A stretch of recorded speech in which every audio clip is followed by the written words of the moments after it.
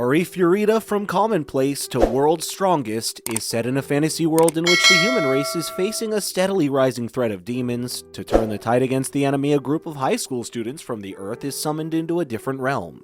17-year-old otaku Hajime is an ordinary student who lacks any impressive skills he could use in combat. After getting left for dead, he feeds on monsters to survive and slowly but steadily changes as a person while exploring the abyss of the labyrinth he is stuck in.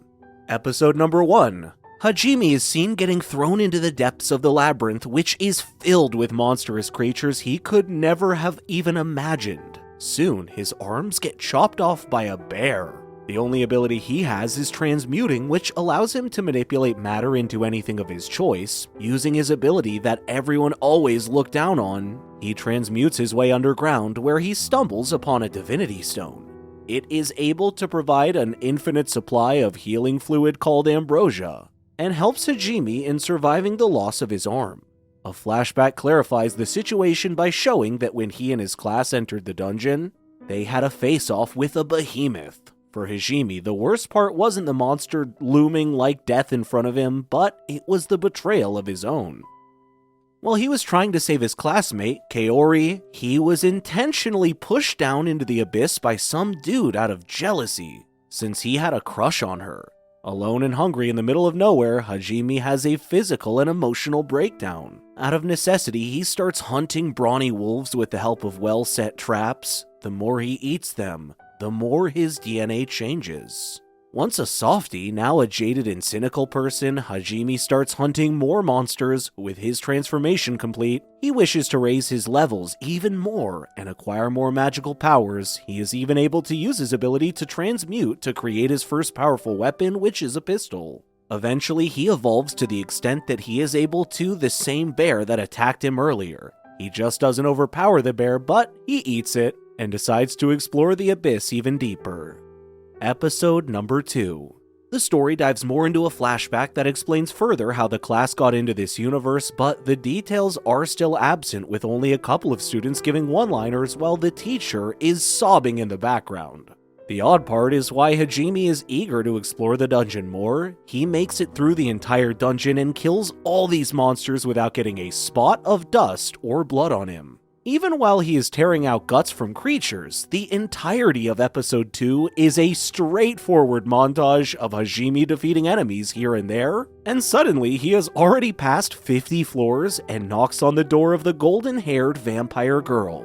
The rest of the class assumes Hajime is dead. When the king learns of Hajime's demise, he prohibits any mention of the occurrence because he cannot accept that a hero could die. In flashbacks, Shizuku, Kaori's friend, reveals that the Pope called her high school class and their teacher to this realm to serve as heroes in mankind's fight against demons and beasts. Meanwhile, Hiyama is acting oddly, and Shizuku senses it. He assures his panicked self that no one saw him push Hajime. As Hajime finally makes it to a huge stone door, he overcomes the guards, probably the worst defense ever, with the keys he found on their dead bodies. He discovers a little girl trapped in a crystal behind the doors, but chooses to ignore her, reasoning that she must be a monster imprisoned for a cause. She reveals that she is immortal vampire princess, but isn't evil. Apparently her uncle betrayed her and sought to take her place after shutting her away, since he couldn't get himself kill her. Hajime sets her free out of compassion, as he himself had recently been betrayed by his own people. The vampire decides to get a new name and start fresh, so she asks Hajime for suggestions. He names her Yu after the moon because her mesmerizing hair reminds him of moonlight. Episode number 3. Not much later, a huge scorpion creature attacks Yu and Hajime. As they slay the scorpion, Yu reclaims her magic by ingesting Hajime's blood. While she consumes the flesh, Hajime informs Yu that the last vampire was wiped off 300 years ago. According to Yu, the Mavericks who created the labyrinths were strong magic users who tried and failed to overthrow their god. As a result, they each established a labyrinth as a haven from God's retaliation. Therefore, there is a possibility that these Mavericks were still living on the last floor. Thereafter, he uses the scorpion shell and with his transmutation ability to create a rifle named Schlagen. Hajime opens up to Yu, telling her that even though he was betrayed, he doesn't want revenge. He doesn't even think about his classmates. He wants to be powerful, just so that he can make it to home. Since Yu is apparently homeless, he offers her to come to live with him as well, to which she happily agrees. While his classmates decide to enter the labyrinth again, Hajime and Yu visit a floor where a plant-like creature has infected the monsters and is controlling their bodies. Yu, too, gets infected, but Hajime has become immune to the poison, owing to one of the monsters that he had once devoured. He starts shooting without a care in the world. It is a bit confusing how he had the time to make millions of bullets, but nevertheless, he manages to take down the monster. After all is done, Yu undresses to take Hajime's blood in order to regenerate. They arrive on the lowest floor a few days later and get ready to encounter the final boss of the labyrinth. Episode number 4. The ultimate battle involves a huge dragon-like creature with 6 heads, each of which is able to use a different kind of magic. To make matters worse, one monster head has the ability to cure the others, so no amount of attack is useful. Out of nowhere, Hajime kisses Yu to jolt her out of the petrifying trance of one of the heads and basically saves her from getting eaten. Fortunately, Hajime is able to kill one of the healing heads with the help of his Schlägen. Meanwhile, Yu uses lightning to take out the other 3.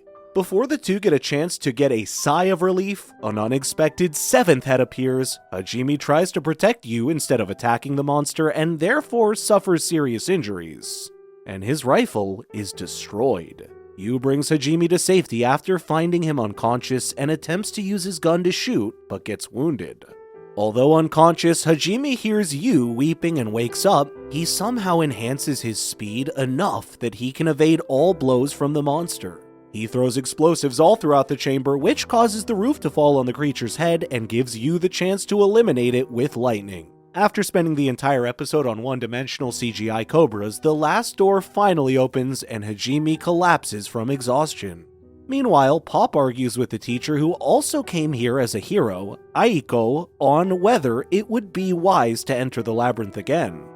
However, when she promises to use her fertility magic to help improve the kingdom's agriculture, he promises to send kids who volunteer.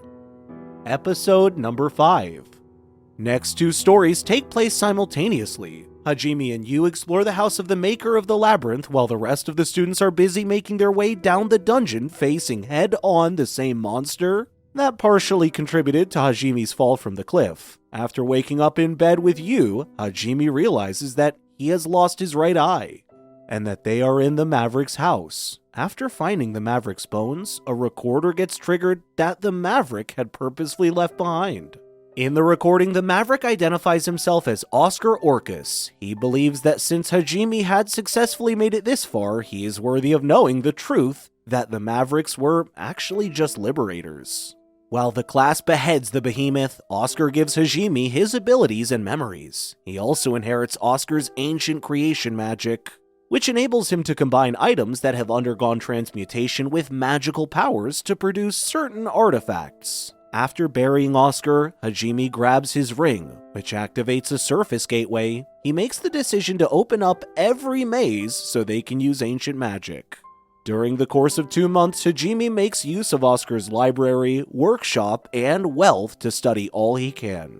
He also crafts various vehicles and weaponry, as well as equips himself with a sophisticated prosthetic limb and a mystical diamond to substitute his right eye. He's repeatedly seduced by Yu. He offers her a magical ring and tells her that his future intentions would make them enemies of the church and its god. He hit. By the end of this episode, he has a new aim, new anticipation, and a new direction to walk, and Yu vows to stick with him no matter what. Episode number 6. New places and characters are introduced with what seems like a new arc. Thankfully, Hajime says goodbye to the gloomy and badly painted walls of the dungeons, and finally walks under blue skies and forests. A rabbit girl, Shia Haulia, is seen waiting where Hajime and Yu had intended to travel because she has the ability to predict future. Apparently she has some business with them, but they keep ignoring her because they find her annoying, which is quite rude. But Shia decides to put up with their attitude for whatever reason. Hajime agrees to listen to her if she leads them to the great tree Oscar had mentioned in his books.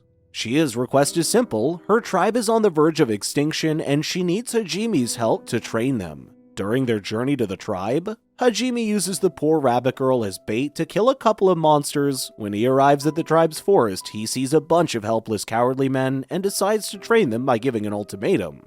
That either they will kill monsters or he will kill the tribe. By the end, they all become skilled monster hunters. Shia keeps her side of the promise and takes them to the tree, which appears to be an opening to another labyrinth. Hajime deduces that since the stone slab has a slot for the ring, it will only open once he has conquered the other labyrinths first. To return Hajime's favor, the rabbit tribe promises to guard the tree and train regularly until Hajime returns. As expected, Shia falls head over heels for Hajime and wants to travel with them, to which Yu obviously disagrees. However, the three continue on their journey after Shia defeats Yu in a duel and manages to leave a scratch on Yu's face.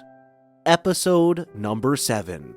From there, the trio travels to a place called Raisin Gorge, which contains an entrance to yet another labyrinth. The creator of this labyrinth, Milady, is quite a hyperactive girl who loves practical jokes. The entire maze-like labyrinth is filled with such pranks whose victim is she. Eventually, they reach the bottom of the labyrinth prepared to face Milady. Instead of her, they encounter a giant robot operated by her. A lengthy battle ensues where Yu misses her magic spells and Shia uses her magic to buff up her physical appearance, so basically she's the musclehead of the group. They eventually manage to shatter her heart. Before getting completely terminated, she wishes Hajime luck because she knows he will eventually have to fight their god, Ihit. Even though he clarifies that he doesn't plan on fighting anyone, she tells him that a day will come when he will be called a god slayer. The trio proceeds further and they stumble upon a Milady's soul in a hilarious-looking golem. Shia sees it as a good opportunity to punish her for the jokes she targeted her with. What should have taken them weeks to finish, they wrapped it up in a matter of moments. And as a reward for conquering the labyrinth, she gifts Hajime her ring and transfers her ancient gravity magic to Yu. When she tries to help them exit the maze via a whirlpool, Shia almost drowns, but is saved by Hajime. It's an entire different story altogether how Shia drowns herself again to be able to kiss Hajime. Just when she and Yu had finally started to get along, even at night, she makes sure to let Hajime know what her intentions with him are, completely ignoring the fact that Yu is there with them and they are standing in public. Also at this point, some of Hajime's classmates have decided not to pursue him into the dungeon because to them, it was his fault for having no skill whatsoever to survive. Even if he was to have a reunion with his classmates, it's not like they would recognize him because first off, he should be dead, and second, he doesn't look anything like his old timid self that was always bullied. Episode number 8. Next up, the Adventurers Guild commissions Hajime to locate lost adventurers, including a son of one of the nobles. What Hajime doesn't know is that his high school teacher and some of his classmates are also in the same farming village that they have arrived in. It doesn't take him long to stumble across them, but he tries his best to stay undercover. Shia, ignoring all the signs as usual, calls his name out loud and blows his cover. Aiko, his teacher, gets emotional to meet him, but gets ruthlessly ignored by him. It is revealed that Shimuzu, one of the students, has mysteriously disappeared. After that, they are approached by an egotistical Templar knight who disrespects Shia and gets a severe beating by Hajime. This comes as a shock to everyone, and they realize that the shy softy Hajime they once knew is dead and gone. Although his merciless attitude terrifies everyone, Aiko still promises to think of a way for him to reunite with them. After several of her failed attempts to approach him, Hajime meets Aiko alone to tell her the truth about the Demon War. Many people realized the truth centuries ago. The god Ihit was not on their side. He was only managing the conflict for his own enjoyment. Those people became the liberators in order to liberate mortals from Ihit's oppression. However, Ihit got them labeled rebels and mavericks by the church. The last liberators constructed the labyrinths to safeguard their ancient magics until someone worthy of overcoming appeared. Before departing, he informs her explicitly that someone among them had pushed him into the dungeon that day. Keen to learn more about the Liberator, Aiko gets the students to help Hajime and his group in locating the missing adventurers. Episode number 9. The squad travels up the mountain where Hajime transmutes drones in the air and uses his crystal eye to locate the adventurers. They only succeed in finding the noble's son, who reveals that their team was annihilated by a bunch of monsters and a black dragon. It doesn't take long for the latter to attack Hajime's squad as well, however he manages to knock it down with the help of his weapon and plans on driving a stake through its heart. At the last moment, his sadistic instincts take him over, and he decides to drive the stake through its most unarmored area. Just when he is about to proceed, the dragon transforms into a human form and reveals that she was mysteriously compelled by a person to attack and promises to reveal his identity. Ruthless Hajime resolves to kill her nonetheless, but Yu persuades him to let her live. He removes the stake and the dragon changes into a woman, who happens to be a masochist and admits she actually enjoyed the stake and finds Hajime's combination of neglect and verbal abuse attractive. She tells them that the said person has 60,000 monsters and plans to assault the farm they just came from. Episode number 10.